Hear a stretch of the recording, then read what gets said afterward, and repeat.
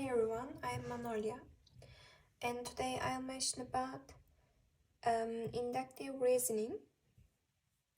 And firstly, I want to talk about inductive generalization. A generalization is a statement made about all or most members of a group. It's a way of making broad claims about a category based on observations of some or all of its members. Tingo, it's zooming out from specific examples to see the bigger picture. I'll write an example.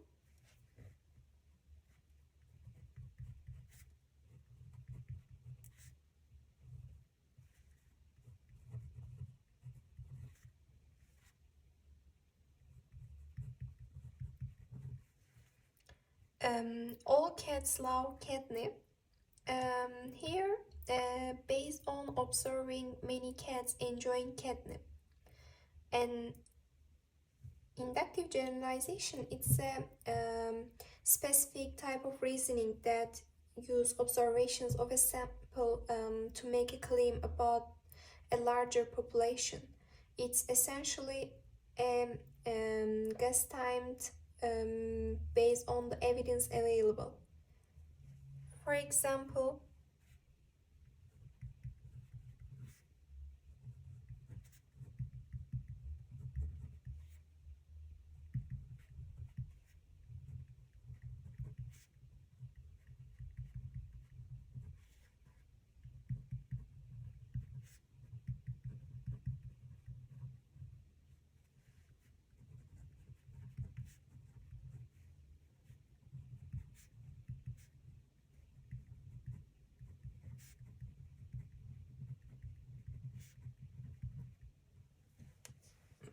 since my friend is a great musician, their siblings must be musically talented too. Here, assuming a shared trait based on a single example. According to this example, if he is a great musician, there is a possibility about their siblings must be a talented musician. Evaluating inductive generalizations, there are three questions we must ask for each inductive generalization. First one,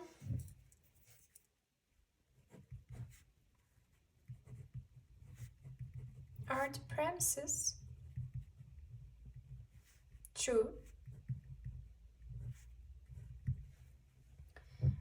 Both deductive and inductive arguments require true starting points to reach valid conclusions, and a sound deductive argument both valid structure and true premises, leading to a guaranteed true conclusion. An inductive argument, even with strong supporting evidence, is only considered cogent if all its premises are true. We've learned before in these subtitles. Also, just like a house of cards with a weak base, an inductive argument with even one false premises loses its cogency. The conclusion becomes unreliable and potentially misleading. And the other question is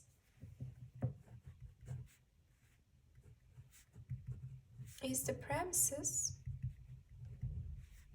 large enough? Before exacting an inductive claim, check this sample size. Bigger nets judge better pictures of the whole population, avoiding hasty generalization. For example, imagine you want to know the average height of all the trees in a forest. You wouldn't just measure one or two trees and declare that as the definitive answer. That would be like using a tiny net to catch just a few fish and claiming it represents the entire ocean.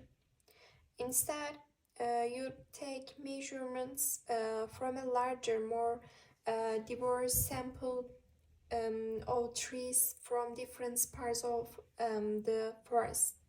This larger sample, it's like a wider net that gives you a better chance of capturing the true average height of the trees in the entire population. And the other and last question is the sample representative. Here, inductive generalization entails making broad conclusions about a population from a limited sample. The strength of this generalization depends on the sample's representation of the entire population. If the sample lacks sufficient similarity to the overall population, is considered a weak inductive generalization.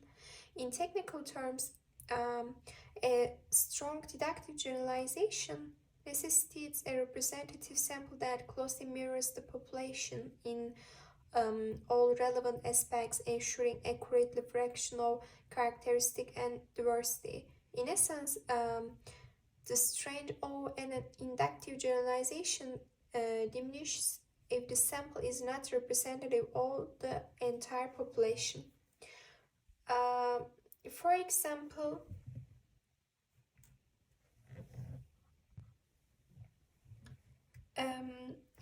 two nuclear bombs were dropped on Japan, and today Japan has one of the strongest economies in the world. So all the concern about nuclear warfare and the end of humankind is a bunch of nonsense.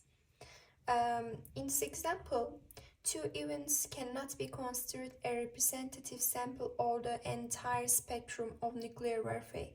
The bombs used in 1945 were significantly less powerful than modern arsenals, and the context of the war and subsequent reconstruction in Japan are unique and not easily generalized.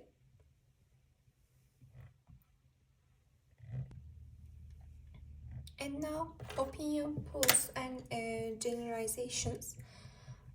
Opinion polls are an excellent source of inductive generalization. Here, target audience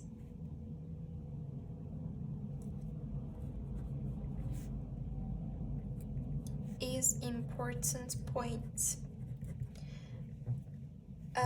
The group in which the survey will be conducted should be selected randomly. The results are unlikely to be absolutely accurate, but there is always margin of error. Another factor that may affect the reliability of polls is dishonesty.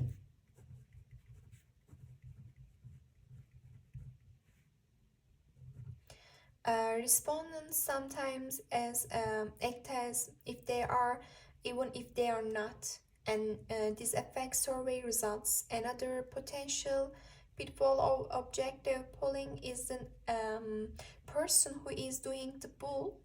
The people who design and conduct polls can significantly influence their objectivity and the accuracy of their results. The way questions are phrased and order they are represented can subtly influence the respondent's answer. Leading question, loaded language, and missed framing can push response towards specific answers.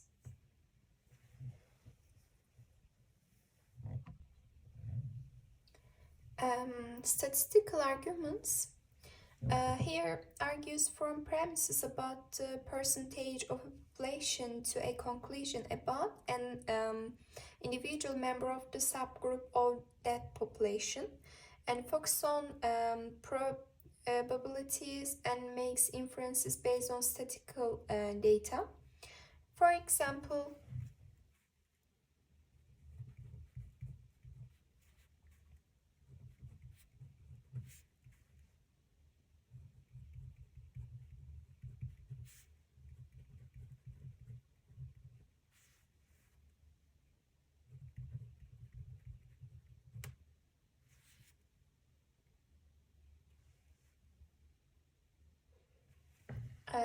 given that this driver was speeding, there is a 50% chance they were involved in an accident. This conclusion doesn't guarantee an accident, but it assumes a probability based on the statistical data.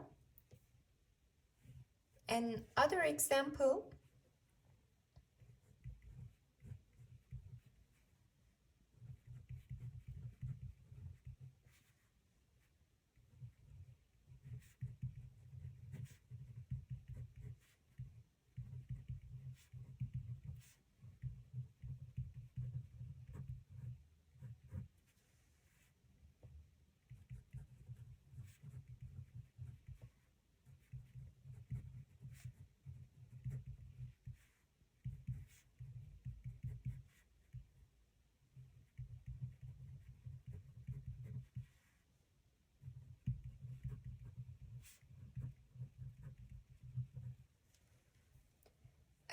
here is an example. 70% of voters say that will vote for candidate X, and therefore candidate X will probably win the election. This is an inductive argument because even if the premises is true, the conclusion could still be false. For example, an opponent of candidate X could systematically kill or intimidate those voters who intended to vote for candidate X. So very few of them will actually vote. Furthermore, it's clear that the argument is intended to be inductive because the conclusion contains the word probably here, which clearly indicates that an inductive rather than deductive. Inference is intended. Remember that in evaluating the arguments, we want to know about the strength of the inference from the premises to the conclusion, but we also want to know whether the premises is true. We can access whether or not the statistical generalization is true by considering whether the statistical generalization meets certain conditions. There are two conditions that any statistical generalization must meet in order to generalization to be deemed good.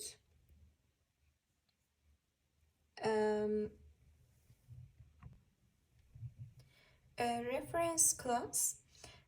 In statistical arguments, the subject of the premise should be as much like the subject of the conclusion as possible. The reference class is the group to which statistics apply. Here an example.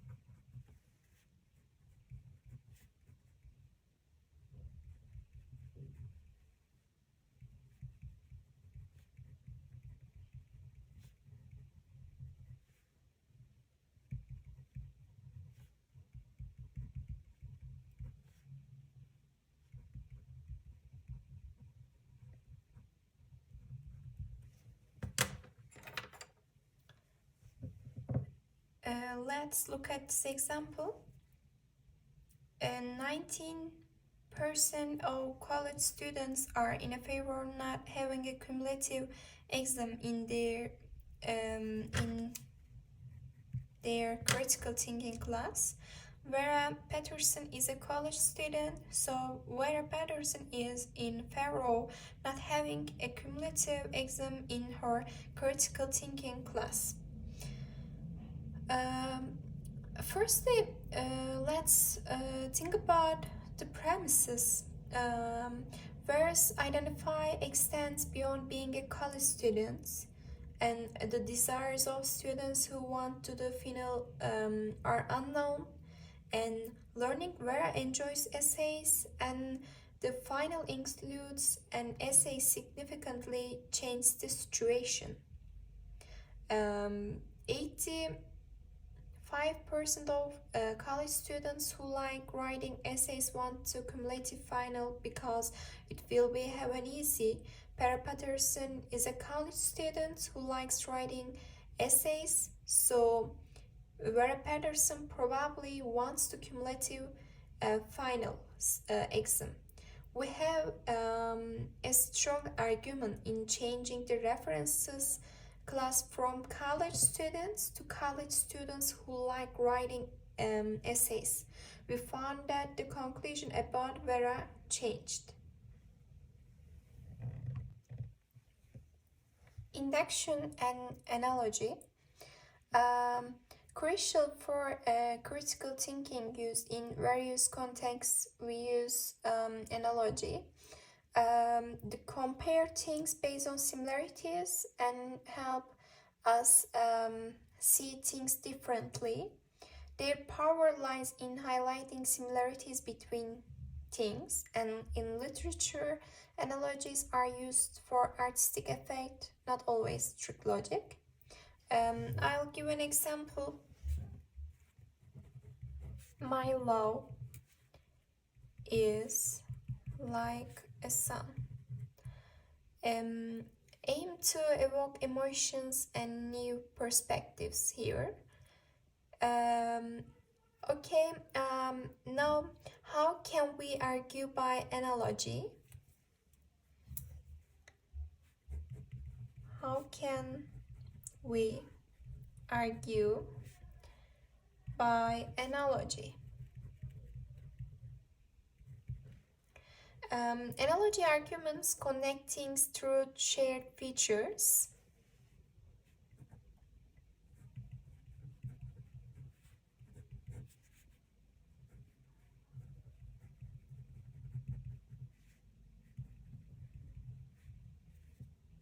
I'm sorry.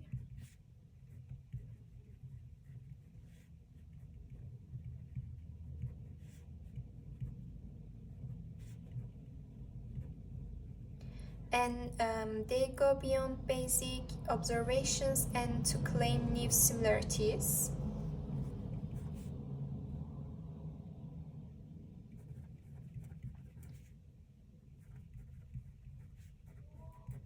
Observations to claim new similarities. These claimed similarities are based on the initial connections.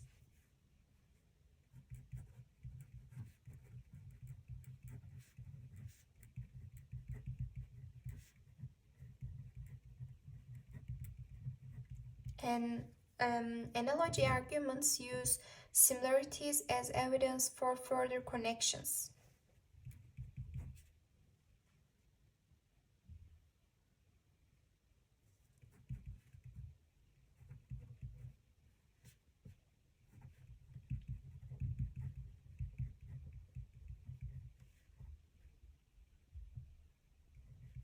As evidence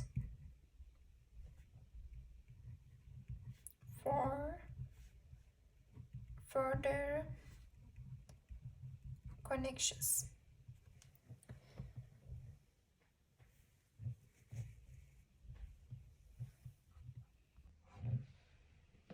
Evaluating arguments from analogy.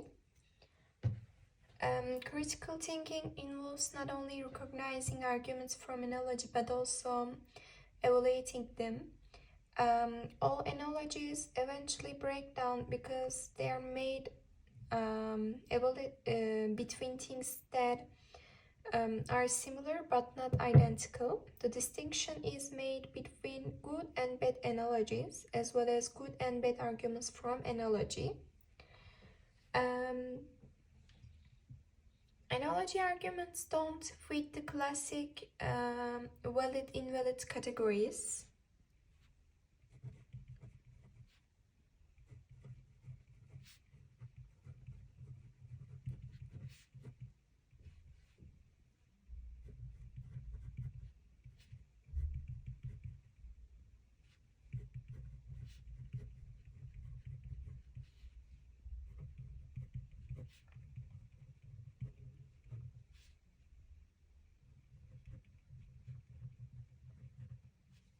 And they rely on inductive reasoning, drawing conclusions from similarities.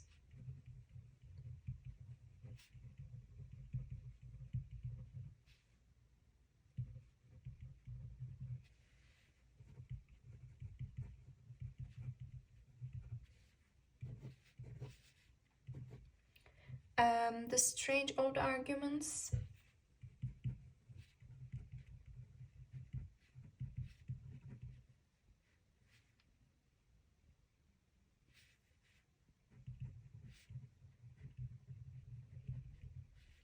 depends on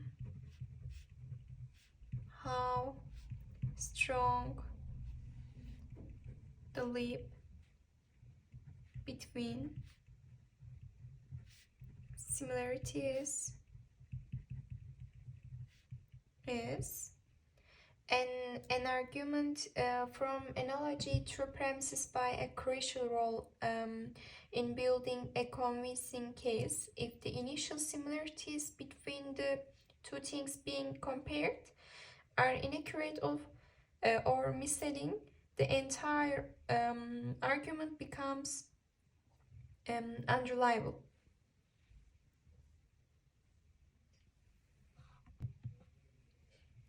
Arguing by analogy, evaluating and creating analogies rely on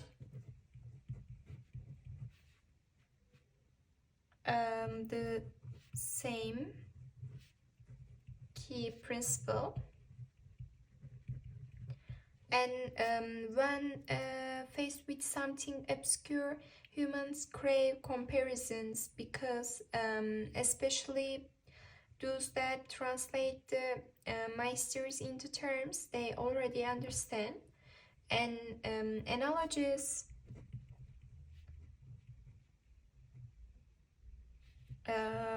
can be powerful tools, but you need to choose wisely.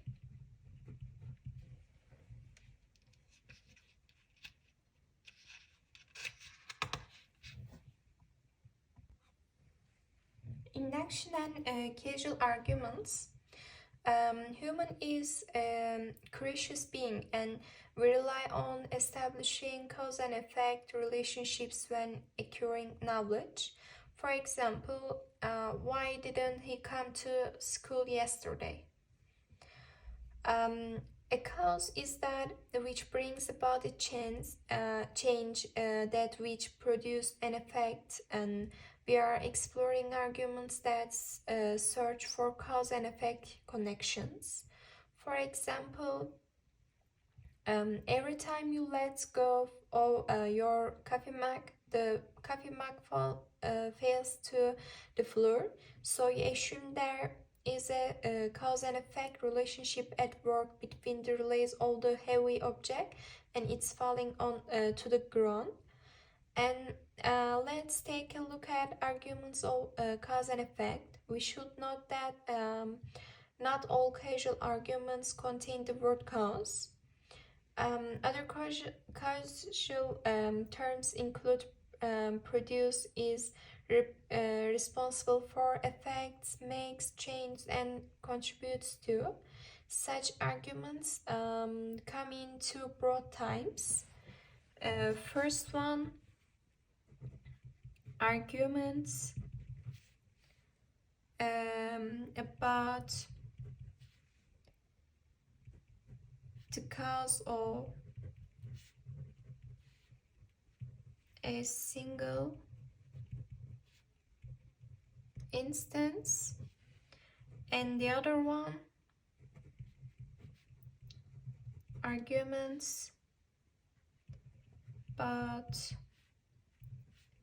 a general relationship.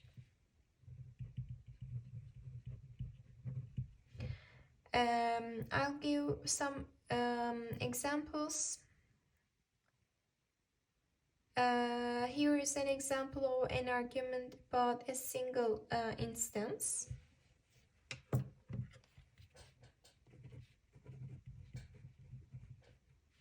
Megan's car wouldn't start this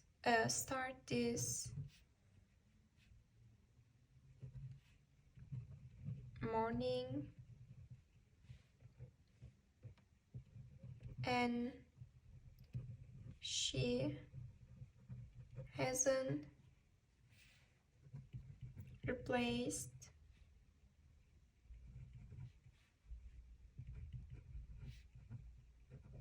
the battery since she bought the cars 6 years ago. So it's probably at that battery that caused the car not to start.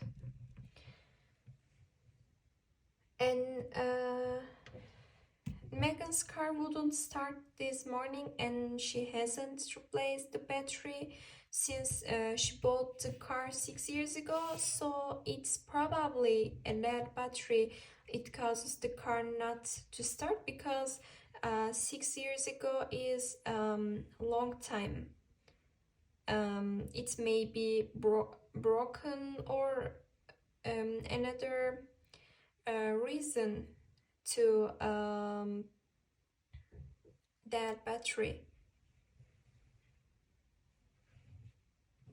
And here is an example of an argument about a general relationship.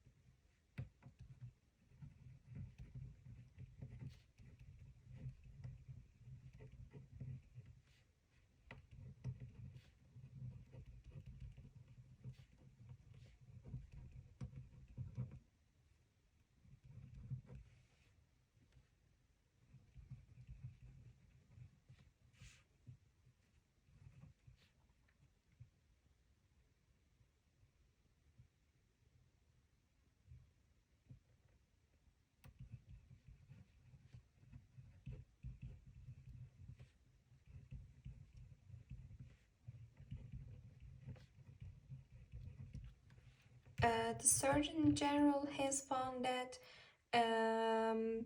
there is a strong link between smoking cigarettes and getting lung cancer. So smoking cigarettes cause lung cancer.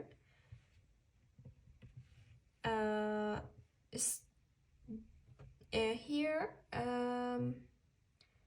there is a general relationship. There is a link. If a cause of this, so it's probably cause of this. A few words about probability. There is an important connection between probability and induction, since inductive assumptions are not certain and they involve probability and do not guarantee the truth of the conclusion. I'll give 3 examples and I'll explain about it.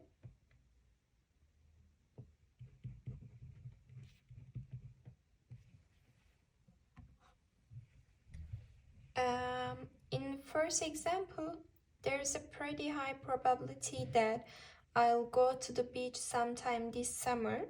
Illustrates epistemic probability, which expresses how likely we think an event is given other things we believe. And in the second example,